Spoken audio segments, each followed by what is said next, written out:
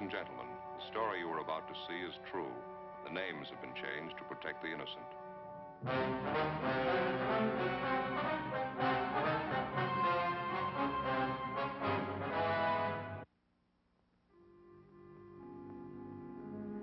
This is the city. From one night to the next, it's never the same. They make it that way. Counting the suburbs, there's 4 million of them. Most of the people have something to add.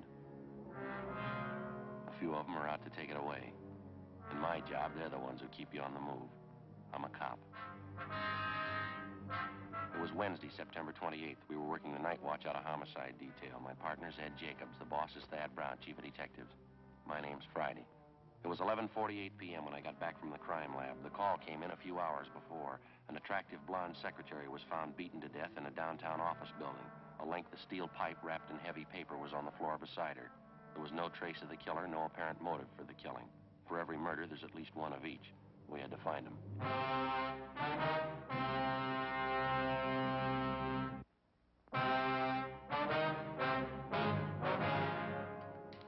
Hi, Opie. Hi, Joe. You seen Jacobs around the last half hour? I was supposed to meet him here. Yeah, he's come and gone. Still around the building now. He just had a call. Oh, what about? Do you know? Yeah. He was on that killing tonight. Call came from one of the cruiser cars checking the neighborhood down where it happened. Mm-hmm. They find something? Picked up a guy about 3 blocks from the murder scene. He was acting suspicious. Been in the cruiser car. Figured maybe you'd want to talk to him. They're bringing the man in now, are they? Yeah, You've been over checking at the crime lab? Yeah, there's not much. The murder weapon's all we got so far. A piece of pipe with heavy manila paper wrapped around it. Latent prints do any good? Well, they lifted a lot of fingerprints. They all belong to the victim. None of them are foreign. Have you got a toothpick, Joe? I had corn on the cob for dinner tonight. Yeah, there's sure. Usually some in this top drawer, isn't it? Yeah, there you go. Well, thanks, Joe. I understand it wasn't much to look at, the killing, I mean. It was a pretty vicious thing. The girl took a terrible beating. Who found the body? One of the scrub women in the building. It was an office up on the 9th floor. Import-export company. Victim was a secretary there. Pretty girl. She dead long? Must have happened around 7 o'clock tonight, I figured. It's just a guess. What's the girl's name? She been identified yet? Yeah, Adele Pryor. Her boss is out of town. She was working in the office alone. No one suspicious was seen entering or leaving the office around the time of the murder. No one we know of, anyway. It's going to take a lot of checking. Any ideas what the motive could have been? Well, it wasn't robbery. They didn't keep any cash in the office. And as far as we know, the girl wasn't carrying much money. We'll start making the rounds in the morning, checking with her friends, see what we can pick up. Hi, Joe. Hi, how are you, Ed? Bring the guy in yet, Ed? Mm-hmm. Lopey brief you about it, Joe? Yeah, a cruiser car picked up a suspicious-looking guy out near the scene of the murder. That about the size of it? A little more than that. They found the man beating his head against a brick wall in a back alley, about 2 blocks from the office building where we found the body. Mm-hmm. Guy had been drinking heavily when they picked him up. He was pretty far gone. Kept mumbling something about how he didn't deserve to live, how he was a murderer, killer, not too coherent. Did they ask him about the dead girl, Adele Pryor? Yeah, but the stuff he said didn't make much sense. He sobered up a little since they picked him up. Might as well see what we can get out of him before we book him in, huh? Got him in the interrogation room now. Okay, we'll give it a try. Any calls come in, you know where to find us, Loafy, huh? Right, Joe. See you later. All right, thanks. Joe? Yeah. You check the crime lab? Mm-hmm. About all we're sure of is a murder weapon. No prints, no other physical evidence. Maybe it won't matter. You got half an idea we might have the killer now. The guy they picked up, how'd he figure? Just a hunch. I don't think he's drunk as he pretends. Well, we're going to have to place him a lot closer to the murder scene than 2 blocks away. We can't prove a thing the way it stands. I was downstairs when they brought the man in and talked to him while we were bringing him up to the interrogation room. Mm-hmm. Told me he knows the dead girl. All right. Said he was with her an hour before she died.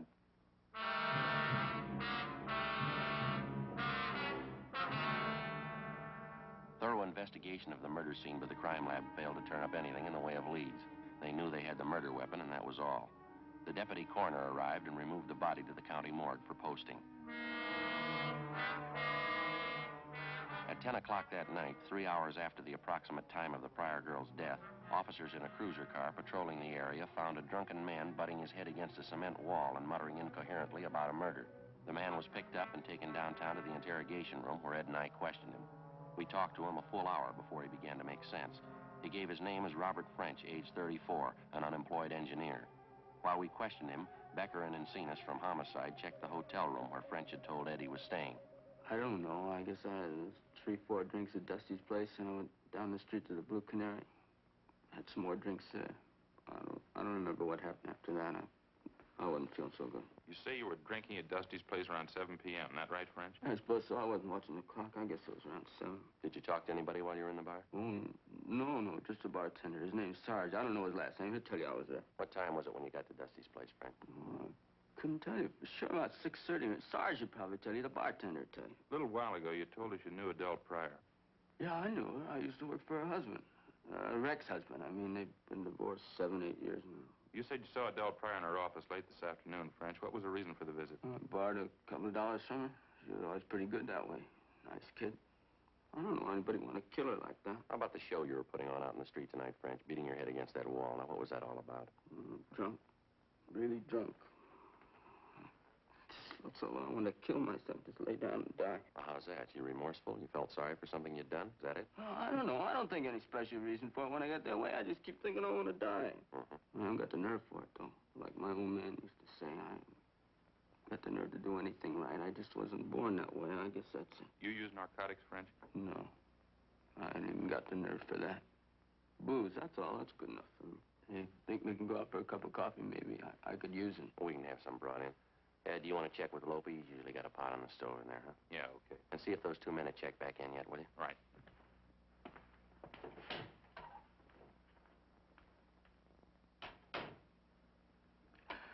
Appreciate it, Sergeant. Sure gonna be mean when this booze wears off. I'd like to ask you a little more about the Pryor girl, French. Just how well did you know her?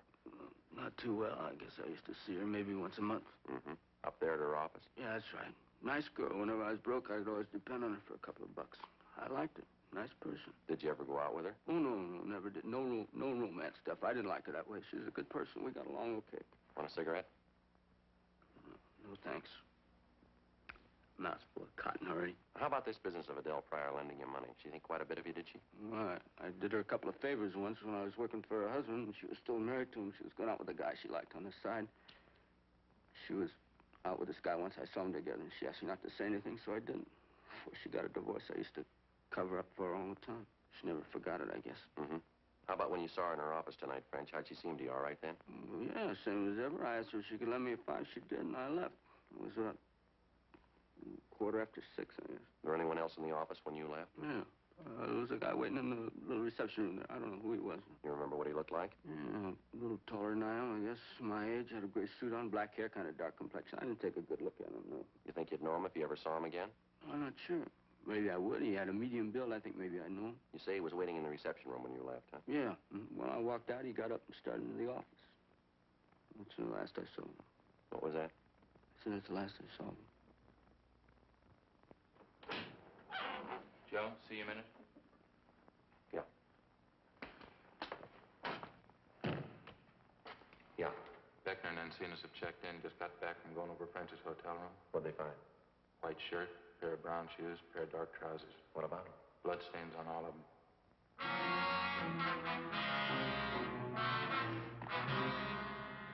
The stained pieces of clothing found in the suspect's hotel room were delivered to Lieutenant Lee Jones at the crime lab for detailed examination. We had French checked through R&I. He had no previous criminal record. Ed and I continued to question the suspect until 4 a.m. He denied any knowledge or complicity in the killing of 28-year-old Adele Pryor. He told us the blood-stained clothing in his hotel room was the result of an accident that he'd been in 2 weeks before when he'd been drinking heavily. French kept insisting that we check on the dark-haired man who'd been waiting in the reception room of the Pryor girl's office the night before when French left her. We gave the description of the unidentified suspect along with the M.O. to the stats office, requesting them to furnish us with any information regarding any assaults or any solved or unsolved murder.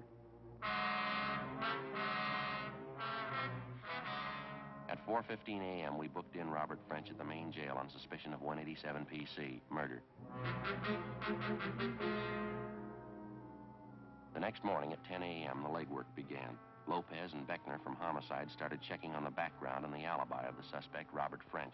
It didn't hold much water. None of the people at either of the bars where French said he'd been drinking at the time of the murder could definitely vouch for his presence, but they all volunteered the information that no matter how much he drank, French was never violent toward other people, only himself. Lopez and Beckner continued investigating the suspect while Ed and I checked on the background of the victim, Adele Pryor. At 8:25 p.m., we got back to the office. Hi, I've been waiting for you two. Wolpe? You and Beckner do any good? Nothing to celebrate over. Long day, tired feet. Anything new at all? Maybe French is our man. You can't prove it by me. Every place we checked, everybody we talked to, the same answer. Yeah. He's a smart guy with a good education. He's on the bottle and out of work. Everybody seems to like him. He gets drunk, but he never bothers anybody. That's about the worst anybody can say about him. He drinks too much. How about his being friends with the dead girl? Did you dig up anything there? Yeah, but it only proves he was telling you the truth. As far as we could find out, there's nothing going on between the two of them. Everything we got, it only verifies what he told you. He had no interest in the girl except to borrow off her when he was broke. Mm-hmm. You got in touch with the girl's ex-husband, did you? Yeah, but we couldn't add anything. We're all clear there. By the way, Lee Jones called from the crime lab just before you came in. What do you have, Lope? Well, he finished testing the blood stains on those clothes they found in French's hotel room. None of the stains on them matched the victim's blood type. Another dead end. It's hard to figure. Sure got me stopped. Oh, this just came in. Report for you from the stats office. He asked me to make a run for you on something last night. Mm-hmm. What's it look like? Doesn't help much. Looks like more legwork. What's that, Joe? Well, French told us when he left Adele Pryor last night there was a man in the reception room waiting to see her.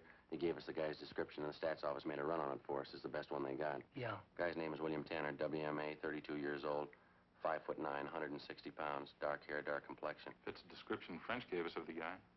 You know, the rest of it's a lot closer to home. How do you mean? William Tanner was a prominent suspect in the Donaldson murder last September. The testimony of friends and relatives subsequently cleared him. The Donaldson murder is still unsolved, you know. Mm-hmm. What's the point? Well, the same thing that killed Donaldson killed Adele Pryor. How do you mean? Piece of steel pipe wrapped in paper.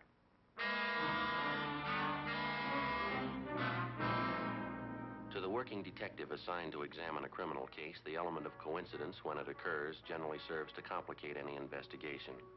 Toward the solution of the crime, coincidence may mean a lot or it may mean nothing. In any event, it can't be dismissed. This time, we had two examples of coincidence to deal with. A girl had been beaten to death in an office building. Within 2 blocks of the murder, we found a man, fairly well acquainted with the victim, who admitted to seeing the girl within an hour of her death. Primary investigation uncovered some facts which tend to incriminate the man, some facts which tend to prove him innocent. Is his presence in the immediate neighborhood of the killing only coincidental, or was he there at the particular time for the purpose of murder? We didn't know. By the same token, a man by the name of William Tanner was suspected 1 year before of beating an elderly woman to death with an identical murder weapon, a length of steel pipe wrapped in paper. This same person, William Tanner, matched the description of a man reportedly seen entering Adele Pryor's office shortly before she was murdered. Tanner also had a criminal record of 1 conviction for assault. Maybe it was a lead, maybe it was nothing. It had to be checked out. We showed Tanner's mugshot to our first murder suspect, Robert French, but he failed to identify it. When we found that William Tanner had moved from his last known address, we checked with his next of kin, his brother, Martin Tanner. He was with the city fire department. We found him on duty at the neighborhood fire station on Norwich Avenue. No, I'm afraid not, Sergeant. Haven't seen my brother Bill in 3 weeks now. If he's not at his apartment, I couldn't tell you where to find him. We tried the last address we had on him. He wasn't there. 8625 Norman Road. Oh, no, I moved out of there 6, 7 months ago. Got his new address in my locker upstairs. I can give it to you before you go if you want. We'd appreciate it, yeah. What's the boss, Sergeant? My brother in some kind of trouble again, I guess, huh? Just a routine check. You sound like you almost expect your brother to be in trouble, Tanner. Tell you the truth, I guess I do. Don't know what's happened to Bill. Excuse me a minute. No, it's not our call. How would you mean that, Tanner? What's happened to your brother? Tell you the truth, I don't know. Bill and I used to live together with our mother. Ma died about 2 years ago. I don't think Bill ever really got over it. He was a lot closer to Ma than I was. I see. After she died, he drank quite a bit for a while, and he tried women, lots of them. After that, he seemed to turn to religion. At first, we thought that'd help, and it would have, too, except that he's an odd guy. Finds a way of distorting the Bible. Seems to go to extremes, that kind of thing. Do you know any of your brother's close friends by any chance? Oh, a few of them, I guess. I've been over to Bill's apartment from time to time the last couple of months. He's introduced me to a few people. Mm-hmm. Do you know any of his women friends? Yeah, I do. 2 or 3 of them. How about the name Adele Pryor? Mean anything to you? Would she be kind of a pretty girl? Blonde hair, nice clothes? Yeah, that's right. Have you met her, Tanner? Yeah, Bill had me meet her once. Seemed to like her quite a bit. Why? Was he pretty serious about her, or would you know that? Yeah, he was serious about her, all right. He told me that. I don't think it worked both ways, though. Looked to me like she was playing the field. Bill took it way too serious. How do you mean, Tanner? Well, they went together steady for a while, and they broke it up. She did, I mean. Mm-hmm. How'd your brother take that? Not so good. I remember the night about a month ago. Never saw Bill like that before. Real bad shape. Wasn't drinking either. That's so? Never saw Bill like that in my life. Like what, Tanner? Off his head. He could have gone out and killed the girl.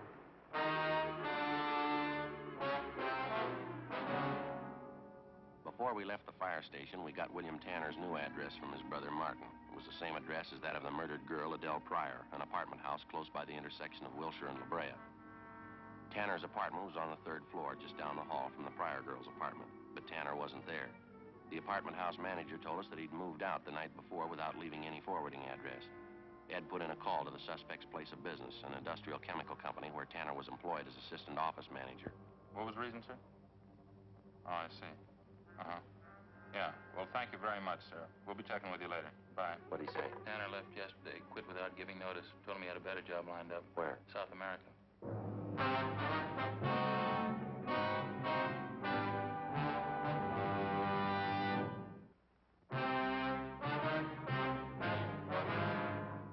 Saturday, October 1st, 8 a.m. We got out a broadcast and an APB on murder suspect William Tanner. We checked with the local U.S. State Department office, but they had no record of granting a passport recently to a William Tanner to travel in a South American country. We talked to the various consulates in the city representing South American nations, but none of them had issued a visa to a William Tanner recently or anyone answering his description. Together with Lopez and Beckner from Homicide, Ed and I continued the search for the missing suspect. The deeper we checked into his background, the more we became convinced that mentally Tanner was far from normal. Most of the people who knew the suspect told us the same story his brother had given us. In recent months, Tanner had taken strongly to religion. He attended revival meetings and similar religious exercises every night in the week. He talked nothing but repentance. He quoted the scriptures constantly. He adopted the habit of carrying a Bible with him wherever he went, reading from it aloud every chance he got. He kept urging his friends to join him in being saved. On Monday, October 3rd, we began a check of the various revival halls. On Wednesday, October 5th, we found him. He was attending a gospel revival in a meeting hall in the south end of the city.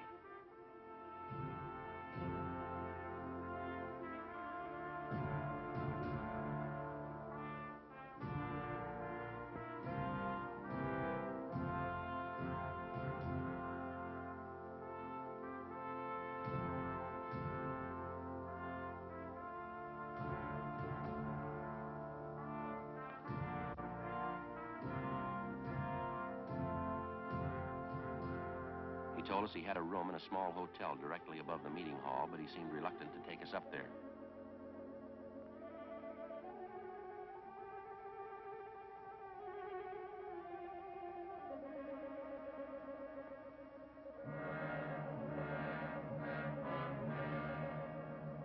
While Lopez and Beckner got a passkey from the manager and went up to check the room, Ed and I questioned Tanner. I was sorry to hear about Adele, what happened to her. It's a terrible thing, isn't it? Yes, sir. We understand you knew Adele Pryor fairly well, Mr. Tanner. That correct? Yes, that's correct. I liked her quite a bit at one time. We used to see a lot of each other. I was engaged to her, you know. How is it you never married Tanner? Did she break off the engagement? Oh, no. I was lucky. I found out in time. I broke off with her. What do you mean you found out in time? What'd you find out? I found the truth, Sergeant, the everlasting word. For know this and understand that no unclean person or covetous one has any inheritance in the kingdom of Christ and God. For these have given themselves up in despair to sensuality, greedily practicing every kind of uncleanness. Do not then become partakers with them. That's the everlasting word, Sergeant. The holy book. Yes, sir, but I'm not quite sure I follow you. Open your eyes and ears to the everlasting word, and you will know and understand all things. It's very simple, officer. I don't want to say anything uncharitable about her. Adele wasn't for me. I'm glad I found out in time, that's all. When's the last time you saw her, Tanner? You remember? No, I don't. Not exactly. I think I saw her a week or so before it happened, before they found her dead. Where was it you saw her? How's that? I say, where was it the last time you saw her? On the street. It was downtown somewhere. I passed her on the street. You used to live in the same apartment house she did, isn't that right? Right down the hall from her? Yes, I did. Why? And for a full week, you didn't happen to see the Pryor girl around the apartment building at all? No, that's right. When I broke off with Adele, that was it. I had no reason to see her anymore. It's not too clear, Tanner. It doesn't jive with what we've been told about you and the Pryor girl. Well, they're lies, of course. I suppose you know that. Adele was a beautiful girl, very beautiful. A lot of men she knew were jealous of me. Well, now, the way we understand it, Tanner, you never did break off with Miss Pryor. You were going around with her, and you were seen with her right up to the day of her death. Well, that's certainly a lie. I can prove that. As soon as I found out about Adele, that was weeks before she was killed. As soon as I found out, that was the end. I broke off with her right away. I'd like to know what you're referring to, Tanner. You found out what? Adele. She was one of those. What? Well, I'm sorry, she was. A sinner. I almost went out of my mind when I found out she knew it was wrong. She must have known. It's right there in the book for anybody to read. Do not let sin reign in your mortal body so that you obey its lusts. What are you trying to tell us? It was terrible. She sinned all the time. She committed terrible sins. Come on over to the side there with me. I can tell you all about her. I'd just as soon nobody heard us. Sure, go ahead.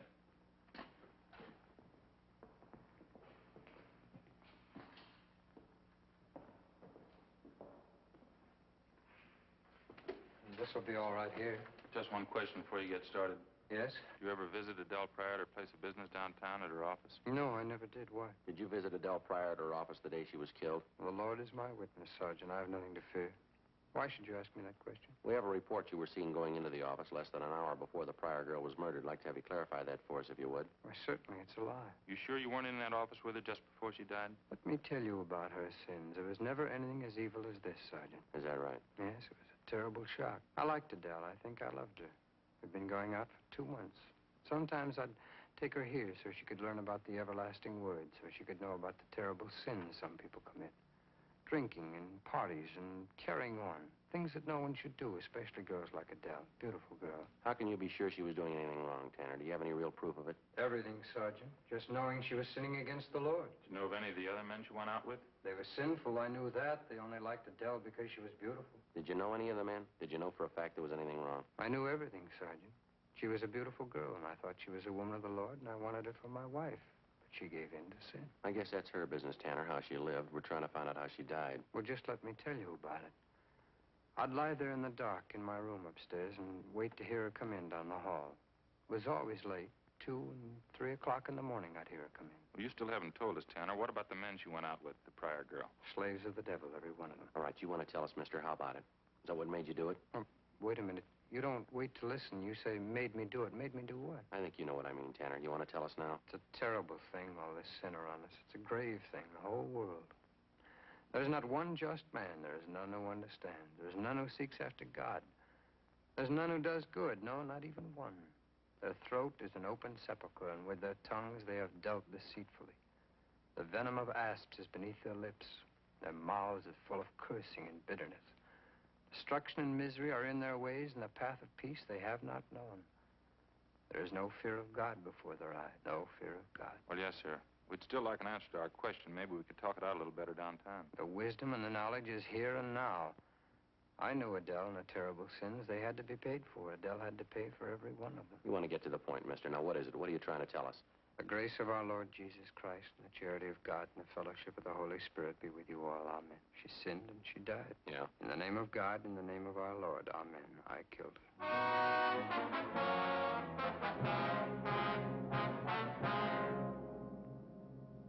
William Harold Tanner was brought downtown immediately, where he volunteered a complete statement admitting full guilt for the murder of Adele Pryor. Blood-stained clothing found in his room corroborated his story. He gave us the details of how he murdered Adele Pryor because she spurned his attentions. We began questioning him about the Donaldson murder, which had taken place more than a year before and which was still unsolved. The victim, 64-year-old Louise Donaldson, had met death in the same manner as Adele Pryor. No, I didn't know the old lady, but she had money. I'd been told that. I was broke and I needed the money, so I thought it'd be a good thing. This was in September a year ago that you murdered her? Yes, sir, September, all right. She was all alone. She didn't have anybody. She was sick. I probably did her a favor. Now, your package here says you figured in the investigation on the plot to blow up the Rexmore Hotel about 3 years ago, homemade bomb planted in the basement of the hotel. Yeah, that was mine 3 years ago in September. You never could have traced it. It's too bad the bomb didn't go off. I hated those hotel people. All right. What was the matter? Well, I worked at that hotel once, you know. I worked hard, too. One Saturday, they held up my paycheck. I didn't get it until the next Tuesday. I never forgot that. September. September? Well, what would that have to do with it? I don't know, really. September's always been the time, that's all. I always seem to work into some kind of trouble. Every September. I don't know what it is. It just seems to be the best time, September. It's always September. Mm-hmm. I really didn't want to kill Adele. There wasn't anything else I could do. She was a sinner. Yeah. Drinking and running around, she committed sins all the time, the worst kinds of sins. Terrible. Yeah, well, maybe you better check the book, Tanner. You're way ahead of her. What do you mean? What kind of sin's worse than murder?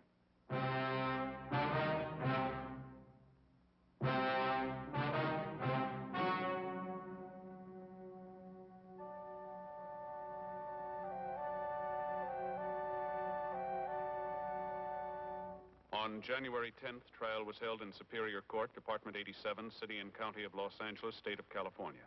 In a moment, the results of that trial.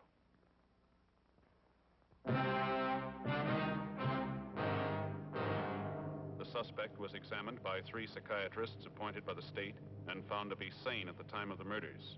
He was tried and convicted of first-degree murder, 2 counts.